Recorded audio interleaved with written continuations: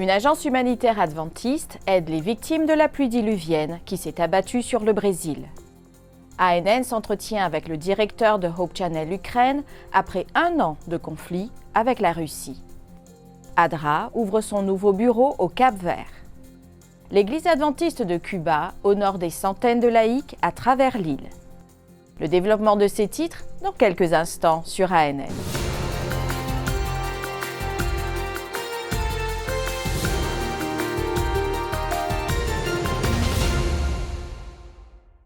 Le camion de solidarité de l'Agence de développement et de secours adventiste ADRA parcourt la région touchée par la tempête qui a dévasté la côte nord de Sao Paulo au Brésil et vient en aide aux victimes.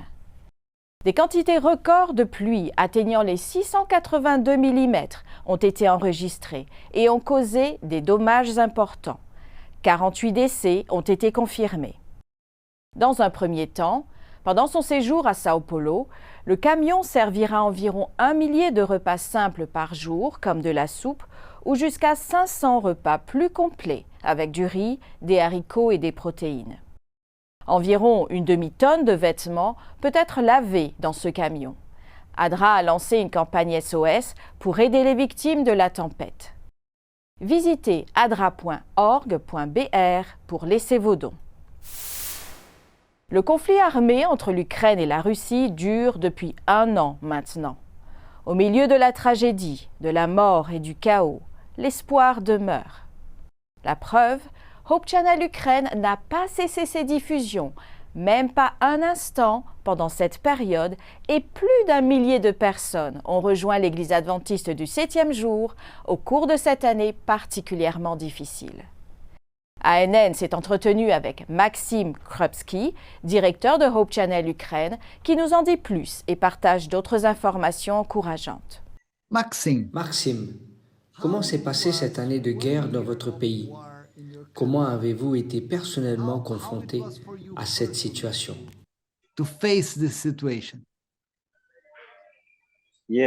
Oui, c'est incroyable. Cela fait déjà presque 1 an que nous sommes dans cette situation. C'est une année de prière, une année de ministère et une année de souffrance et de douleur. Parlez-moi de la situation de l'Église. Comment a-t-elle été affectée par la guerre? Je vais vous donner quelques chiffres. Je les ai reçus du Bureau de l'Union aujourd'hui et je peux les partager. Tout d'abord, certains chiffres ne sont pas bons. Ils montrent comment la guerre a touché l'Église. Mais il y a aussi de bons chiffres. Tout d'abord, donc nous avons 23 églises endommagées, 4 églises détruites, 16 membres d'église décédés, 16 membres d'église blessés et 21 membres d'église disparus. 8073 membres d'église ont quitté l'Ukraine. C'est un triste constat. Pour ce qui est des bons chiffres, nous avons 1029 nouveaux membres d'église qui ont été baptisés en 2022 et 55 personnes ont rejoint l'église. Je ne sais plus. Je crois qu'on dit par profession de foi. Au total, 1084 personnes ont rejoint l'Église adventiste du 7e jour en Ukraine. Totally, we have 1084 people join the Seventh-day Adventist Church in Ukraine. Quels sont vos projets à venir? Il y a bientôt l'Europe pro Christ. Comment l'Ukraine est-elle impliquée? L'Ukraine a été impliquée dès le premier jour où nous avons entendu parler de ce programme car selon nous, il faut tenir beaucoup de campagnes d'évangélisation. Parlez-moi de Hope Channel. Pendant la guerre, Hope Channel a-t-elle cessé ses activités? Allez-vous de l'avant? Quelle est la situation de Hope Channel en Ukraine? Il est intéressant de savoir que depuis presque 1 an maintenant, aucune minute de diffusion n'a manqué. Hope Channel a toujours été opérationnel. grâce au soutien de Hope Channel International, la Radio mondiale adventiste et de nombreux amis et partenaires. Praise the Lord. Gloire à Dieu. Quel message souhaitez-vous partager avec tous ceux qui ont prié et aidé l'Ukraine au cours de l'année écoulée? Priez pour la paix, priez pour l'intervention divine. Mais nous avons réalisé cette année que Dieu poursuit sa mission dans toutes les circonstances. Guerre, tremblements de terre, dangers, instabilité économique, problèmes de santé. Dieu accomplit sa mission. Merci et que Dieu vous bénisse. Que Dieu vous bénisse. En compagnie de représentants du gouvernement du Cap-Vert, l'agence humanitaire adventiste ADRA a ouvert un bureau dans le pays. La réunion s'est déroulée à Praia, la capitale du Cap-Vert. Le bureau d'ADRA au Cap-Vert est inauguré. L'Agence de développement et de secours adventiste, ADRA, est une organisation de l'Église adventiste du 7e jour qui travaille sur des projets visant au développement et intervient dans les crises humanitaires et les catastrophes naturelles. La directrice, Andrea dos Anjos, estime qu'ADRA Cap-Vert sera un atout. Nous pensons qu'ADRA Cap-Vert apportera plus d'aide, plus de soutien aux Cap-Verdiens les plus vulnérables. Par exemple, Nous nous concentrons sur les programmes de l'UOS, l'eau et l'assainissement, l'éducation, les interventions d'urgence et la santé également. C'est exactement ce que nous essaierons de faire dans les prochaines années, juste après l'ouverture de notre organisation. le directeur régional d'ADRA pour l'Afrique centrale et orientale, Emmanuel Amanitou, connaît les grands défis sociaux auxquels le Cap-Vert est confronté et déclare que l'expertise d'ADRA sera utile. Notre expertise en termes de booster l'économie, le développement. Grâce à notre expertise, nous serons en mesure d'aider sur les questions liées à l'agriculture. Nous apporterons des innovations dans les opérations humanitaires au Cap-Vert, nous identifierons les personnes vulnérables, nous nous efforcerons de garantir qu'aucun enfant reste en dehors du système éducatif, nous protégerons les femmes vulnérables, nous améliorerons l'accès aux soins de santé pour que les gens aient une force au sein du système capverdien. Être une force pour le Cap-Vert. Au sujet du financement d'ADRA, Emmanuel Amanitou souligne que l'agence reçoit principalement des dons et des partenariats avec des organisations internationales telles que BMZ et NORAD. ADRA compte également sur le soutien du gouvernement du Cap-Vert ainsi que sur des dons locaux. Lors de l'inauguration publique du nouveau bureau d'ADRA, la secrétaire d'État à l'inclusion sociale, Lydia Lima, le directeur du ministère de la Planification financière, des représentants de la présidence du pays, des fondations nationales et d'autres entités étaient présents. Advent Health célèbre l'ouverture de nouvelles installations et de nouveaux programmes de formation aux urgences pour les élèves des écoles publiques du comté de Volusia, en Floride. Tom Johnson partage les détails avec nous. Hi everyone, I'm Tom. Bonjour, ici Tom Johnson. Un autre pas en avant pour notre nouvel tour d'innovation. Welcome to Innovation Tower. Des feux d'artifice et un magnifique spectacle de lumière sur le côté de la tour. Une très belle célébration du nouveau bâtiment sur notre campus de la clinique d'Orlando qui inaugure la prochaine phase de la tour d'innovation en présence des médias. Le sport, la médecine et la rééducation sont maintenant opérationnels et bientôt le Centre pour la santé du cerveau et la neurochirurgie. La formation est un élément essentiel pour que les interventions soient réussies en cas d'urgence inattendue.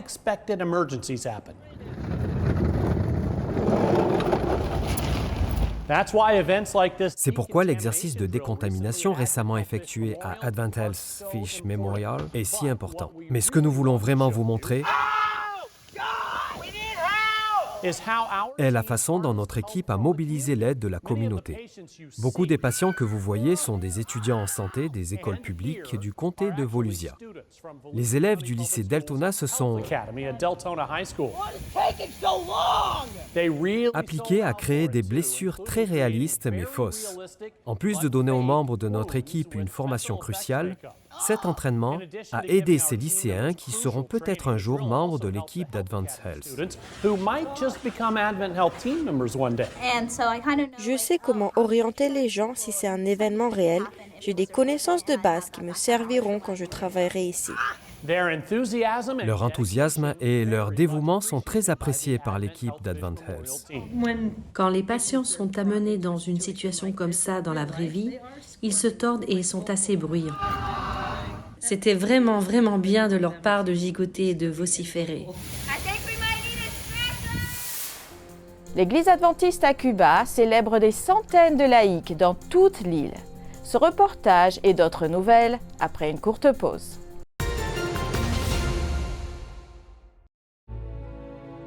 Every good and perfect gift is from above, coming down from the Father of the heavenly lights, who does not change like shifting shadows.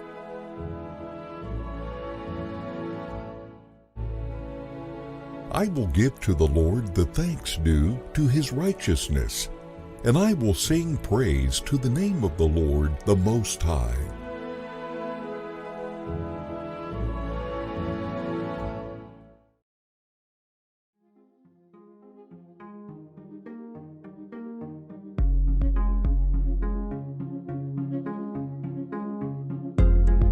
I feel a change coming today.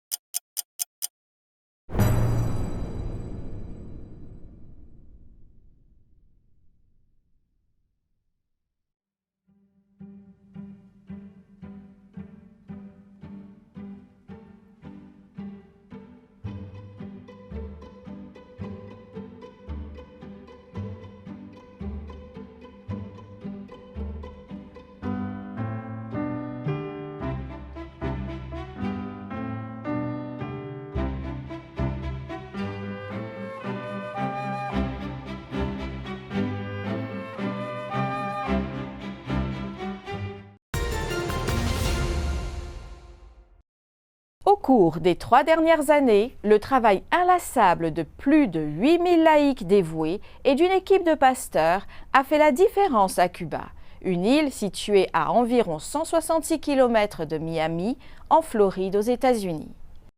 Au cours de l'année dernière seulement, plus de 3000 personnes ont été conduites au baptême grâce au dévouement de ses membres et à leur engagement à partager l'Évangile, à apprendre de nouvelles méthodes pour faire des disciples et à redoubler d'efforts pour prêcher Jésus et sa prochaine venue. Des responsables d'église ont parcouru environ 1207 km pour se rencontrer dans 10 villes cubaines comme Las Tunas, Holguín et Santiago pour célébrer les festivals des laïcs. Parmi les champions qui ont conduit les personnes au Christ, Concepción Morales, 67 ans, de Guantanamo se distingue.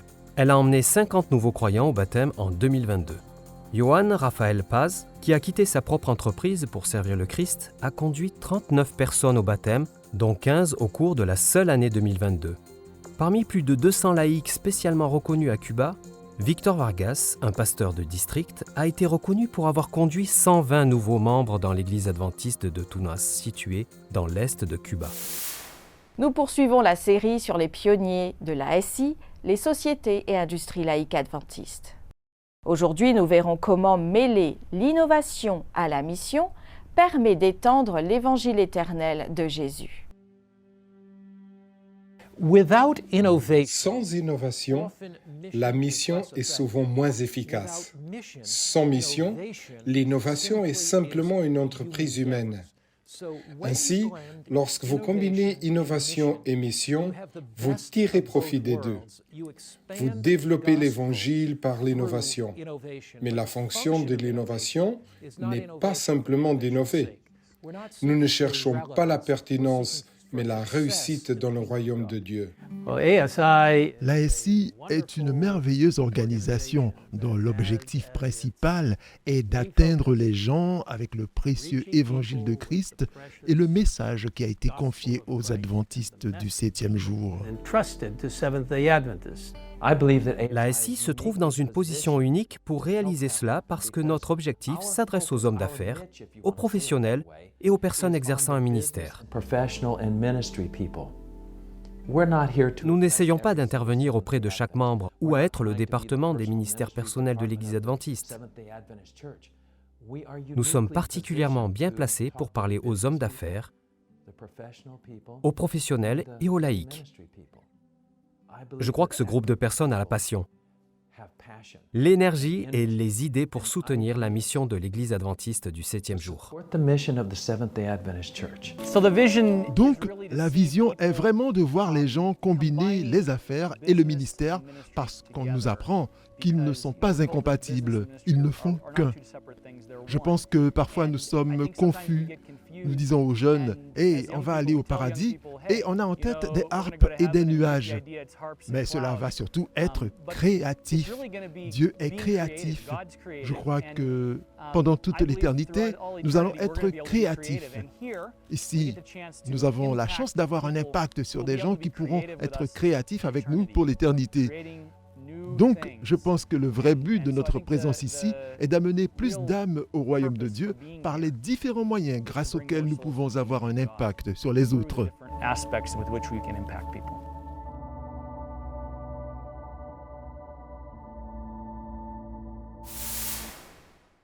60 ans après l'arrivée de l'adventisme dans la région d'Anápolis, dans la région la plus méridionale de Bahia au Brésil, l'Église adventiste a inauguré un siège administratif dans la ville.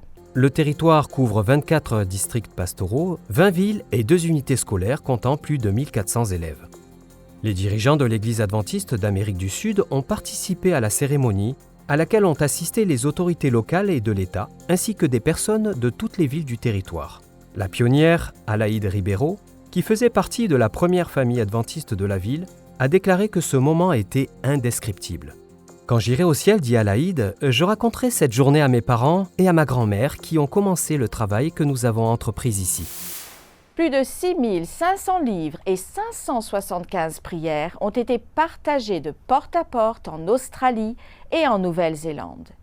C'est le résultat du travail de 60 jeunes du projet Youth Rush, organisé par l'Église adventiste du 7e jour en Australie, en Nouvelle-Zélande et par l'Université Avondale en partenariat avec le ministère adventiste de la littérature médiatique. Les jeunes ont pris 2 semaines de leurs vacances d'été pour faire du travail missionnaire. Ils ont rencontré de nouvelles personnes et ont partagé la bonne nouvelle de l'Évangile. De leur visite, 2 personnes ont assisté à une réunion d'église et 47 ont laissé leurs coordonnées pour un suivi. Brenton Lowe, coordinateur du ministère de la littérature adventiste, a expliqué. Il s'agit d'une expérience transformatrice où les jeunes peuvent se faire de nouveaux amis, développer des compétences de vie et grandir dans leur cheminement de disciples. Youth Rush est un programme d'évangélisation par la littérature pour les étudiants qui offre aux jeunes l'occasion, pendant leurs vacances scolaires d'été et d'hiver, de recevoir une formation gratuite et de s'impliquer dans un projet missionnaire local. Selon un des participants, Youth Rush aide à être moins timide et plus confiant dans la vie. Nous reviendrons après une courte pause pour découvrir comment des milliers de jeunes en Argentine passent leurs vacances d'été.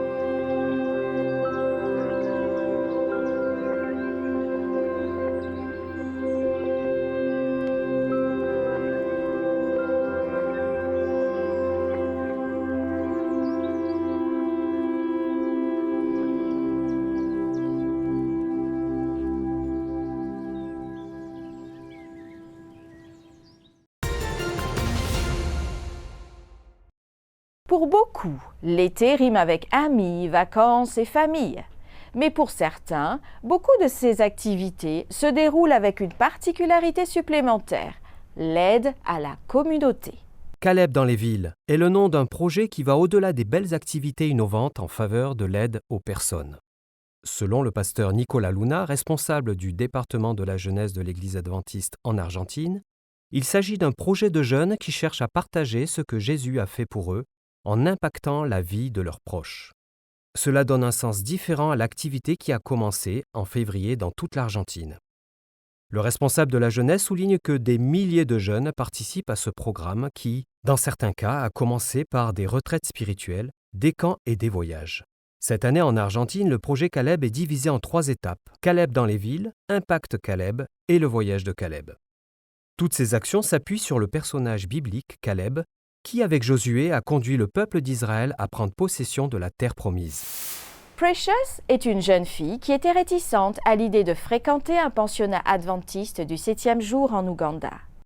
Mais au fil d'expériences inattendues, elle découvre que la vraie richesse de l'éducation réside dans la bienveillance des autres et l'amour de Jésus. Précieuse cria, tandis que son père passait avec elle la porte de l'école privée des adventistes du 7e jour en Ouganda. « Papa, nous nous sommes trompés, dit-elle. Ce n'est pas la fameuse école dont nous avons entendu parler. Demandons notre chemin. Peut-être que la dame qui vient pourra nous aider. » Précieuse désirait étudier dans la magnifique école qu'elle imaginait. Elle ne voulait pas le faire dans cette école primaire, au bâtiment plus que modeste. Le père de Précieuse avait entendu ses cris, mais il ne changea pas d'avis.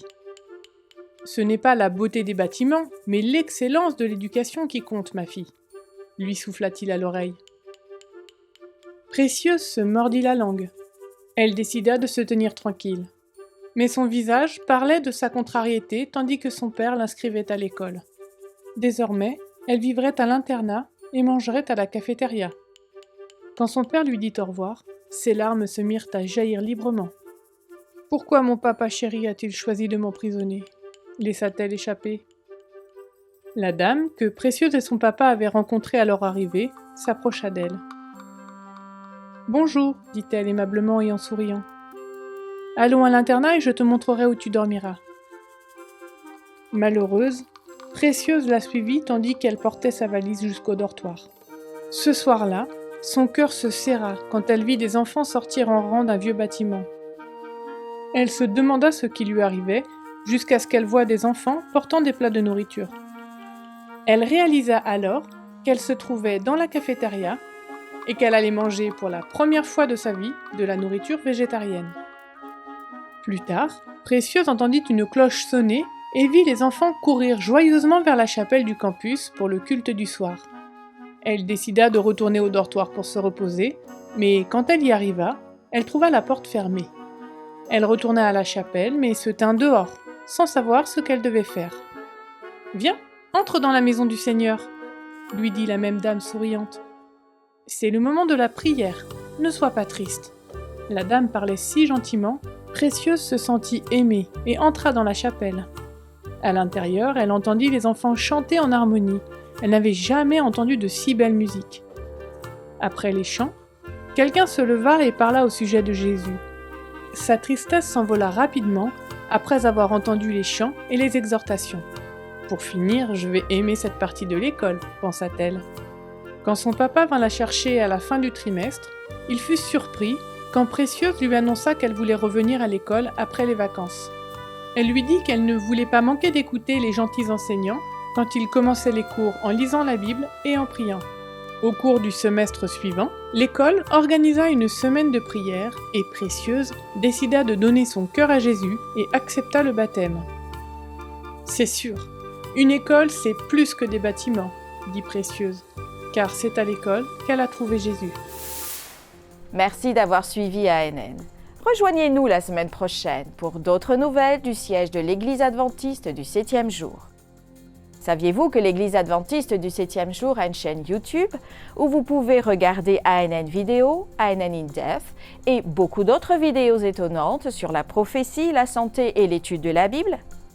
Il suffit d'aller sur YouTube et de taper « Église adventiste du 7e jour ». N'oubliez pas de cliquer sur le bouton « S'abonner » pour ne jamais manquer une nouvelle vidéo. Et n'oubliez pas de laisser un commentaire ou un sujet de prière. Notre équipe se consacre à prier pour vous, 24 heures sur 24 et 7 jours sur 7. Avant de vous dire au revoir, nous vous laissons avec une bonne nouvelle tirée du livre aux Romains, au chapitre 3 et au verset 28. Il est dit « En effet, nous estimons que l'homme est déclaré juste par la foi, indépendamment des œuvres de la loi. » C'était notre programme de cette semaine. Nous vous rappelons que vous pouvez toujours visiter adventiste.news.fr pour de nouvelles informations et des vidéos quotidiennes. À la semaine prochaine pour d'autres nouvelles de foi, d'amour et d'espoir. Que Dieu vous bénisse.